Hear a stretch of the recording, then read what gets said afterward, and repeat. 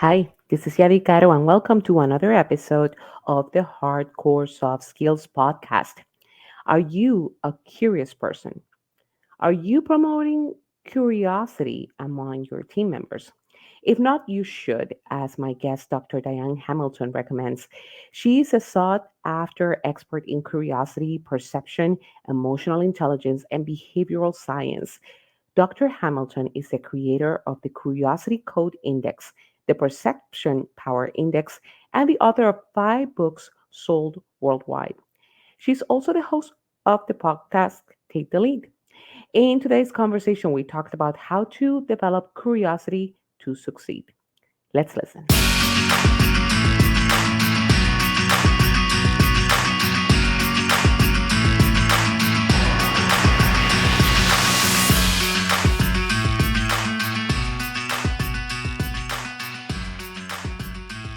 All right, wonderful. Thank you so much, Dr. Hamilton, for being here on the podcast today. I'm super excited to be here. Thanks for having me. And I've been listening. You have you a well-known expert on emotional intelligence and curiosity. You have various books about those topics. And today I want to focus a lot in terms of the curiosity. But Okay. before we do that, I want to understand in terms of your background of what made you decide in terms of a career and in terms of in the area of research for emotional intelligence, curiosity? What drove you there? Well, it's interesting because I fell into emotional intelligence by accident when I was writing my doctoral dissertation. I had this crazy professor who was absolutely insane. He would say stupid things when you talk to him on the phone, and he would say, welcome to the cave. I'm going to eat you up like Jello pudding, like you're going to not make it through this class. I'm thinking, this guy's Wow. out. All right. I thought, I got to drop him, right? And I was going to drop him after the one phone call. I'm like, this guy's just out there. But on the phone call, it was to determine what my dissertation topic was. And at that point, I knew I wanted to write about sales performance and what inhibited it, what helped it, and that type of thing. And somehow he heard me say that I was going to do it on emotional intelligence and its impact on sales performance. And I had not heard of emotional intelligence really at that point. This is a long time ago. And I thought, I got to look that up. And I dropped him as soon as I got off the phone. And I never saw him again. I can't even remember his name. I wish I knew his name because it got me interested in emotional intelligence. And it's the only professor I ever dropped. And he's the only one that kind of actually did something for me in a weird way. But he got me interested in that. And later, that got me interested in personality assessments and training and all these other things that have led from that. But I really got interested the most in curiosity when I did a show like you do here, because you interview fascinating people sometimes. And you think, well, these people are really curious. How'd they get that way? And then you start to look at maybe as my work teaching, some of my students weren't as curious. They just kind of wanted you to help them figure it out. Led to my interest in curiosity. And since I'd done so much with personality assessments, it was just a natural next step to create the Curiosity Code Index because there was nothing out there that measured what inhibited curiosity. And when I started to write my first book, Cracking the Curiosity Code, that was my goal, was to improve curiosity. But you have to know what's stopping it to make it better. And so I worked with that. And then all these years later, this Curiosity Code Index has been so successful that I've learned so much that it led to my creating my next book that just came out, which is Curiosity Unleashed, that kind of answered all the questions that I found out since I created the assessment and what leaders were really asking me about financial connections and how it connects to all these other things. So it was kind of one thing, a domino effect. Let's just put it that way. Yeah. And going back to what you mentioned, because you were talking about that you were doing some work on sales and that kind of tying that into emotional intelligence. When you were doing that research, was it research that you were doing? What surprised you the most in terms of that connection of the sales and emotional intelligence? I kind of found out what I expected to find out. What was interesting to me was emotional intelligence wasn't defined the same way by everybody. Everybody has their own kind of assessment I mean, a lot of people know Daniel Goleman's work, but there's also other assessments out there. There's one called the Mesquite, which is MSCEIT, I believe, are the initials. And then there's what I use is Baron's assessment, because it was really good for salespeople because it included stress tolerance. So, it's what was interesting to me was just that it can be defined sort of differently, depending on which assessment you looked at. But what I found when I did my research was, of course, there was a correlation to emotional intelligence and the stress tolerance. You have to have the ability to handle stress in sales. I learned that from being decades in sales, because I've sold everything from, pharmaceuticals to mortgages to homes, and software. I mean, you just name it. I've been in that industry. And it was so fascinating to me to see how some people were successful. And how it all tied into personality as well, because I've worked in companies where they gave us personality tests, and they actually made us put our results on our cubicle. So like I was a green and you might have been a red, or somebody else would be yellow, blue, whatever. And so, like, for example, the red would be like a red direct, kind of like a D in DISC. And then the green would be more of an extrovert, somebody like me who never stops talking. And then there'd be a yellow would be the person who has to read the manuals from front to back. And then the blue would be somebody who's nice and slow and likes to do things methodically. And then if you came up behind them, threw something on their desk and said, I need this yesterday, their head would explode, right? So you had these ideas of what they kind of categorize people, which I don't know if everybody agrees with doing that, but it was kind of an interesting experience, because you kind of know what your preferences are, but you don't know what other people prefer. And I think it's helpful sometimes in that respect to take these assessments. But mine was different in what I created, because I didn't want to box people into these stereotypical things, right? Because we're all different. But what I wanted to do was find out what inhibits you. And that's what I wanted to find out basically when I was studying emotional intelligence and sales. What helps you, what inhibits you, because if you don't know, how do you get any better, right? Yeah, I love the assessment aspect in terms of because we love, I guess we find some reassurance in getting assessments and knowing like who we are. And I want to talk about the specific assessment that you have for the curiosity, in terms of the aspect of curiosity. When you started to investigate and research more on the topic, what was the things that surprised you the most about curiosity? Well, what surprised me the most was that nobody figured out what was inhibiting it. But I wasn't surprised that some people had fear that would stop them. I wasn't surprised about some of the things that inhibited it. But what I found were 4 factors that inhibit curiosity, which are fear, assumptions, technology, and environment. And so technology kind of surprised me. I hadn't considered that. And what it was with technology was over and underutilization of it. Is you have some people that just rely on it completely, have no idea how that calculator works. They don't even want to know the math, right? There's that problem. And then there's the people who feel overwhelmed by it. They just learned 2.0 now. They've got 3.0 or whatever it is, right? So there's all these different aspects to that. Environment was an interesting one to me as well, because in this case, it's your friends, your family, your coworkers, your teachers. I mean, anybody with whom you've ever had any interaction, even social media. I mean, we get influenced by what other people think is cool to do or isn't cool to do, or what family always did this, or whatever it is. So those things were interesting to me. Fear, I thought, would be higher than anything else, but they were all kind of the same. And assumptions really is that voice in your head that tells you, I'm not going to be interested in this. I study this, is boring. If I volunteer my information, they're going to make me the head of the committee and not pay me. Whatever it is that's going in your head, right? And so all those things were really interesting. What was interesting to me was nobody could create this assessment. When I would hire statisticians who were meant to do these, type of assessments, they kind of fell into what I categorize as lacking curiosity. They were stuck in the status quo, right? And that's how I look at curiosity, is getting out of the status quo. They kept creating the same kind of assessment when I would hire them. And that's already been created. They just kept reinventing the wheel. And so I had to do it myself and take my own advice and get out of status quo and learn more statistics to do that, which isn't my favorite topic, but it was actually good for me because now I see a use for factor analysis that I didn't see when I went through taking statistics for all three of my degrees. But there was a lot of things that interested me, but what I thought was fascinating was just that this hadn't been done and how challenging it was to do it.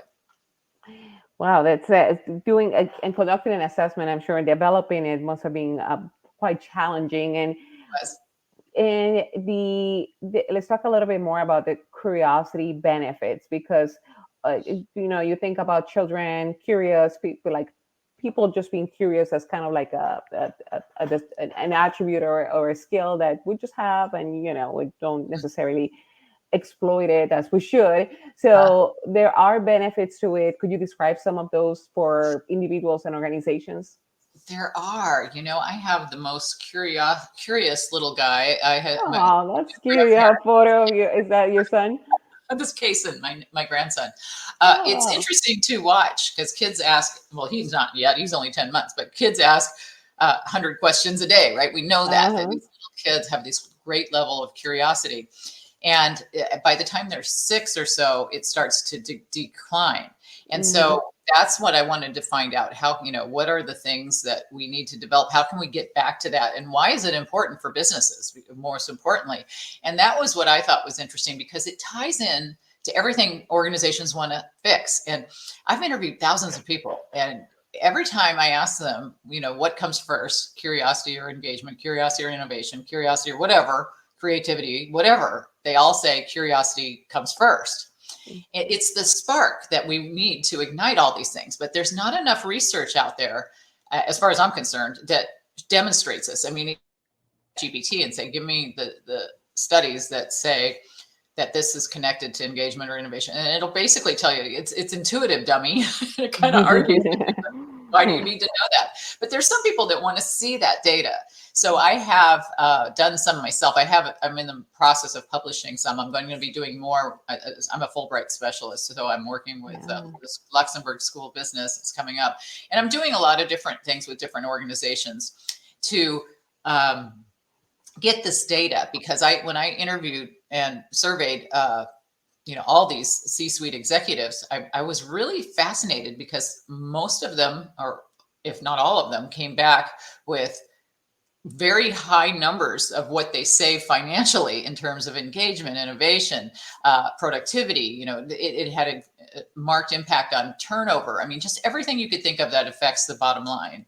And so I would love to see more organizations do things like what I've done with some of these companies, and give the assessments and give training, and then follow up with prior and post curiosity levels to find out, how it's moved the needle. And I know companies like Novartis have done that and shown that their engagement really moved the needle and they saved a lot of money. But a lot of these companies are not publishing this data. They keep it internally. And so I would love to have that shared more, and looking for companies that want to do more of that, because I think it's wonderful. And as it comes to individuals and being more curious, what are some suggestions that you have to really is it something that's more either we're curious about a thing or we're not, or is there a way that we can kind of get back to that state when we were children of like being truly curious? Well, you're not going to be curious about everything. Nobody's going to love everything, right? And so that was what was interesting when people take the assessment. When I do training, there's 2 parts to the training. Like the first part is to go through their results, and the results give them these 4 factors, but those 4 factors are broken down into 9 different sub-factors. So they get to find the specific things that keep them back from being curious. So then we go through kind of a personal SWOT analysis, and look at their weaknesses and threats of what it is that keeps them from that, and build a kind of SMART goals, and build a plan, an action plan for them to overcome it. So that's how they would overcome. So they'd have to know what their individual issues are to create that plan. And that's what I work with them to do. But in the second half of the training, now that they know how to fix it for themselves, they go through the corporate part, and they help the company as a whole fix the curiosity problem. Because usually I've spoken with the leaders and they'll tell me they have a problem with engagement or turnover or whatever their issues are. So now what's great is these employees now knowing how to fix their own curiosity level give me insight as to how the organization can fix their problems. And then we whiteboard all this stuff and we come up with a plan that we give to leaders, and they get the answers. Kind of like when Disney went to their employees, they were having turnover in their laundry division. They said, how can we make your job better? They got some suggestions and it saved them 100,000 plus just doing that. So we need to do more of that. We need to go to our employees to get some of these solutions, because sometimes we don't know what we don't know until we ask. And so there's a lot of ways to build your curiosity levels. You just have to know what stops you to be able to make that plan, and that's what the training does. Could you give one particular example of an approach to increase the curiosity based on the on one of the cases that you've had? Well, I know that a lot of people have a fear of presenting. They have a fear of giving information, and that one comes up quite a bit. I mean, nobody wants to ask questions. Nobody wants to look stupid. And a lot of it is because they're afraid that they're going to look dumb, or they're going to feel confrontational to the leader by asking the question, like suggesting maybe they don't know what they should know, kind of thing. And it's funny because I just wrote a Forbes article about how to build a culture of curiosity when leaders aren't on board. Because if you look at the HBR, they showed that a lot of times leaders think they encourage curiosity, but if you ask their employees, it's not so much, right? They don't feel the same reward. So a lot of people who have gone through my training class have had that. And so they have to create baby steps. They have to learn how to, first of all, ask a question in a way that's not confrontational. Instead of saying, Yadi, why do we have to do this? It's, Yadi, I think that sounds really interesting. I'm trying to develop my sense of curiosity. I just want to ask you a question. It's a lot different when you buffer something, right? I mean, I had to learn this a lot as a professor. You got to sandwich what you did wrong, but at first right away. You want to say something nice, then ask what you want to ask in a nice way, and then end with another nice thing. And a lot of people need to learn how to do that. So we talk about some of those things. And a lot of companies have done little mini TED Talks where they have employees present something that they're passionate about. So they get used to presenting things. It's something that's fun for them, makes it a little easier. Then later to present something that maybe is not your favorite thing, So a lot of this is baby steps. You just create one little thing to get to the next thing, and then it gets easier as you go along. But the first step is recognizing what it is. And you mentioned about your article in terms of how to develop a curiosity culture.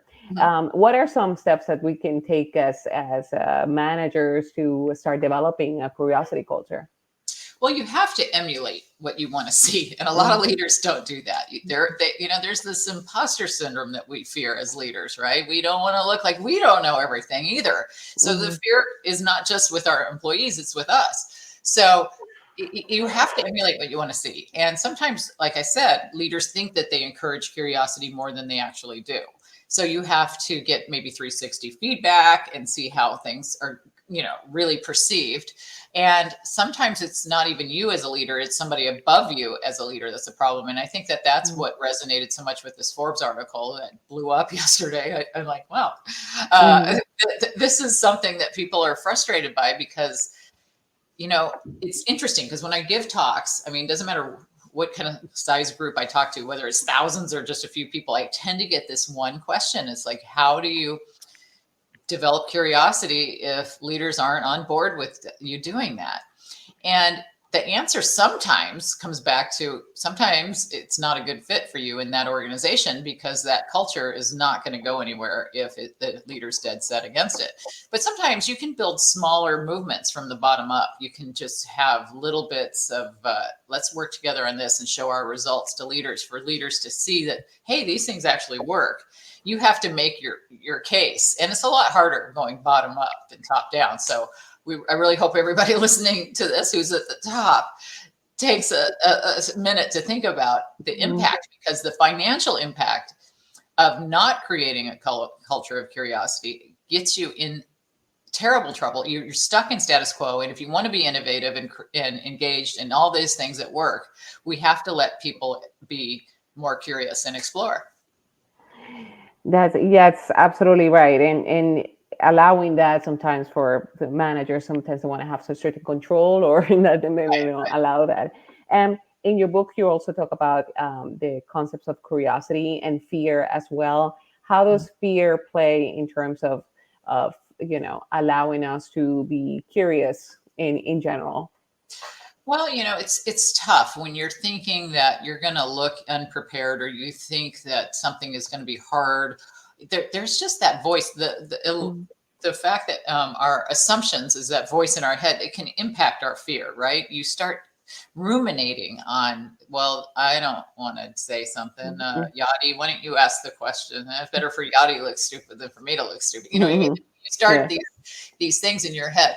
And I think if we see more showcasing of, we embrace this curiosity. Like I did some videos with Verizon that were really great because they used them in their onboarding for new employees, but they also played it in their stores for their current employees. And they just to showcase that they would have me talk a little bit about curiosity and its value. And then they would have employees who had been successful uh, and overcame their fear to be curious and were curious, and then tell those stories. And I love that. I think that it's so fascinating. I remember one of the women shared her story of coming from Mexico and coming from a culture that didn't really want women to do what she did. And she overcame that fear because the company encouraged it. And I love the thought of companies saying, no, it's okay to be afraid. We'll work with you here, because if you don't fail, you're never going to learn anything. And so we Mm-hmm. have to learn to fail forward, or whatever term you like to use for that. Because I think that if you just get the same thing right all the time and you never learn anything new, your company is going to end up the way of Blockbuster and Kodak and some of these others that just thought, oh, well, this worked great in the past, let's just keep doing that. And you Mm-hmm. can't do that. And so you have to get over this fear of failure, because it will fail if you continue to do what you've been doing. Yeah, and you also discussed the concepts about the connection of curiosity and emotional intelligence, as we talked. And when it comes to are there different states of curiosity, or also like stages of curiosity in general? Well, there's state and trait. There's different things. Like you might look at a butterfly and go, "Oh, that's cool. What's that?" And then it's fleeting. Yeah, mhm, exactly. So there's fleeting, and then there's in-depth kind of curiosity. And as far as stages, it's a very interesting thing to look at some of the research on curiosity, of how it impacts so many different things, and how we go. Like I said, you go through life and you hit about age 5 and you're super curious, but then it tanks. And some of Mhm, the reasons people have suggested would be the education system, according to Sir Ken Robinson. And George Land did some work with NASA and looked at creativity, which is tied very closely to curiosity. And they saw mhm, the same thing with their levels dropping dramatically as we age. So there's so many factors that tie into curiosity, that there's just and it's such a vague word that mhm. people, when I write about curiosity originally, I'm like looking for articles, and I kept getting Mars rover, and I'm like, no, minus Mars rover. But it's still too vague a word for me. I like to think of curiosity as getting out of status quo thinking, not doing everything just because everybody else is doing it, not doing it because that's the way it was done in the past. Thinking about, why are we doing this? Why aren't we doing this? And one of my favorite chapters, I love this chapter in my book because I didn't write it. I wrote it because I took it from all of the people who were on my show. I wish I could take it from all of them, but from a lot of really Mhm, successful people who were on my show.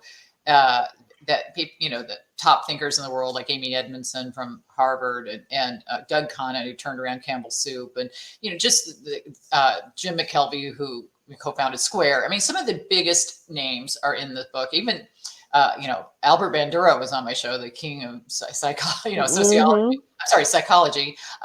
He was. I had met him and gone to his house, and he was so fascinating. And all these people had shared the value of curiosity and in their own way of looking at it. And if there's one chapter to be really, important for what you learn about curiosity, I think that one is one of my favorites. Wonderful. And you've talked to many folks through your show, research. And so, in terms of the things that you are curious about aside from the topic of curiosity, what are other things that you are curious about right now? Oh, I am fascinated by AI, and I spend a lot of time on chat GPT, just messing around to see what it'll do. You know what fascinated me with that Mm-hmm. is I did a study, as I mentioned, about the financial impact. And I thought, oh, it would be nice for it to do the math for me, because it's a calculator, basically, right? You're thinking it could do the math for you on just to look at the correlation analysis, which isn't my favorite thing to do, to be honest with you. I do a lot of it. I had to do it. But so I put my study in to ChatGPT, and I said, just do the correlations of this data. And it came back and wrote me the most beautiful report about how my study of, I had researched 51 C-suite executives to find out their perception of the value of curiosity and its impact on the bottom line. And it wrote the most wonderful report with correlations and charts. And it was like, your 250 people said this. And I'm like, wait a minute. I only put in 51. What? And so I started to look, and no matter how I put it in, no matter how many ways I asked it, it wanted to make me look good. It wanted to make it better. It wanted to add, it would say, women said this in this group. Well, there weren't women in that group. And I'm thinking, this is really interesting, because I've got a certification that I received for AI prompting kind of thing, how to ask the right questions. And if you don't ask the questions in a very specific way, you're going to get very unusual answers, but you're still never going to get 100% right. Content, a lot of it has issues. And it was interesting to me to see. I would not rely on AI right now to do your ad. I mean, don't do it. But I did find it interesting. And so, yes, I'm very curious about AI. And indeed, and of course, mentioning that aspect of the being careful with the use of currently, because I'm sure it will improve. But since you mentioned that, and since a lot of myself and a lot of listeners maybe you mentioned about asking questions properly through the use of tools like ChatGPT, is there any key thing that you would recommend us to do if we're curious about a topic, and how to prompt those things effectively? Yeah, you got to tell it who you are, like what perspective you're coming from when you're asking a question. Like I would say, I am a behavioral expert who focuses on curiosity. I want to get a speech outline perhaps about, this is the audience. You got to get real specific with it. Because the more specific you get, the more it realizes, I want it to be in bulleted points. I want it to be in whatever exactly you want. And then you can go back and say, check your work. Is this correct? And a lot of people don't do that part of it. And they'll go, oh, you're right. I didn't get it correct. And then if you keep doing that and it keeps coming back, oh, you're right. I didn't get it correct. It's not going to get it correct. I found that out. Interesting. So you have to have critical thinking skills. You have to realize that it's going to give you, it's good for outlines. It's good for certain things. My students try to use it to write their papers. I don't love that. But you have to use critical thinking you'll say, many times I'll say, give me the source you used for that, what you gave me. And they'll give you some 404 error page all the time, and so like, that's not what you want. So what I often find is it'll give me ideas. I'll copy and paste into my browser, what is the research for this? And you don't do it in chat, because you'll keep giving you that fake thing. And then you can find the actual real study behind what it's talking about and find out from that. So it just kind of gives you a little push of ways to go, but it definitely has a lot of room to improve in terms of its reliability. But it's going to take over a lot of jobs, and especially little tasks like that are really simple to do. It could read. I mean, I put my book in and said, give me a summary, just so I could, and it read my 300 pages that I put in less than a second. You know what I mean? So it's amazing what it can do. It's kind of scary what it could do for people who do those jobs.